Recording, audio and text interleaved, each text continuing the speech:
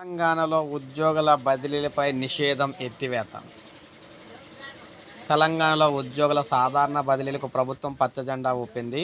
బదిలీలపై కొనసాగుతున్న నిషేధాన్ని ఎత్తివేస్తూ ఆర్థిక శాఖ ఉత్తర్వులు జారీ చేసింది. మే 1 నుంచి 31 వరకు కూడా బదిలీలకు షెడ్యూల్ ప్రకటించింది.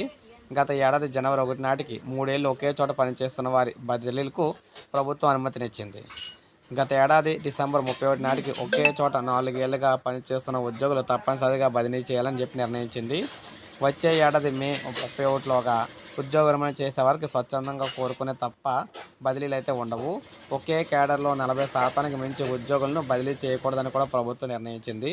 బదిలీల్లో పలు కేటగిరీలకు ప్రాధాన్యం ఇవ్వనున్నట్లు మార్గదర్శకాల్లో ప్రభుత్వం వెల్లడించింది.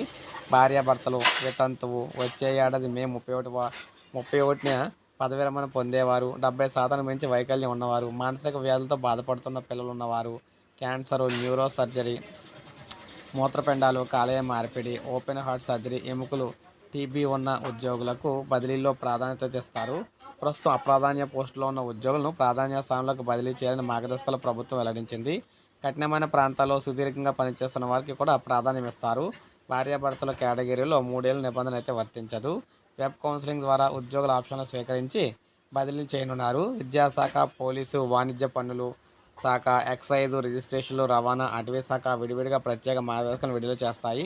మే 1 నుంచి 7 వరకు ఉద్యోగ సంఘాలతో చర్చించి ఖాళీలు ఖచ్చితంగా బదిలీ చేయాల్సిన ఉద్యోగుల వివరాలను వెల్లడిస్తారు. మే 8 నుంచి 15 వరకు ఉద్యోగుల నుంచి ఆప్షన్లు స్వీకరిస్తారు. ఉద్యోగి గరిష్టంగా 5 ప్రాంతాలను ఆప్షన్లుగా ఎంచుకోవచ్చు.